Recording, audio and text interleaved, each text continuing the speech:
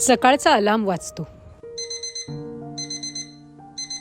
डोळे उघडतात, पण तुमचं मन मात्र उठायला तयार नसतं. ऑफिसचा विचार आला की तुमच्या छातीत एक अनामिक जडपणा दाटून येत असेल. कंटाळा आलाय जॉबचा, हे वाक्य हल्ली अनेकांच्या ओठांवर असतं. पण हा कंटाळा नेमका काय आहे? मानसशास्त्रात त्याला काय म्हणतात?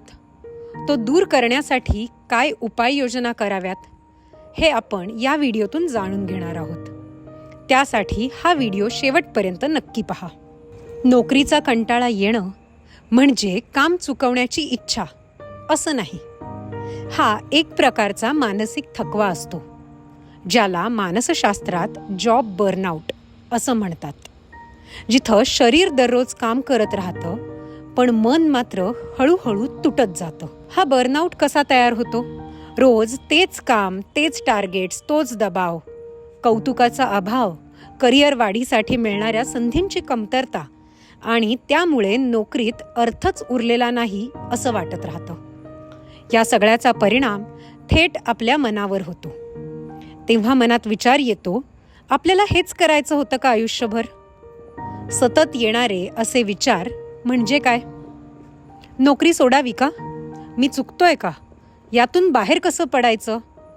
हे विचार येणं ही आपल्या कमजोरीची लक्षणं मुळीच नाहीत.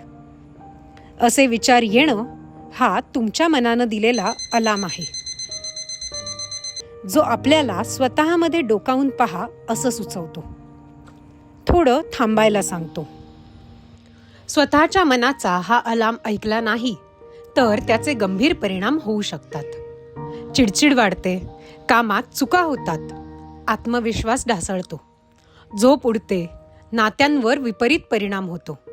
कधीकधी हा प्रवास नैराश्याकडे देखील घेऊन जातो. यावर उपाय काय? नोकरी सोडणं हाच उपाय असेल असं नाही.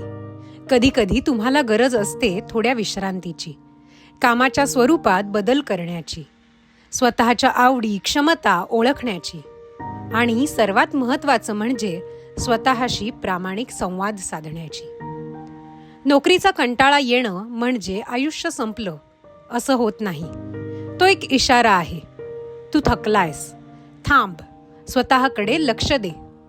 तुमच्याही मनात असे विचार येतात का? हा व्हिडिओ तुम्हाला कसा वाटला ते कमेंटमध्ये नक्की कळवा. तुम्ही अजूनही चॅनलला सबस्क्राईब केलं नसेल तर लगेचच करा.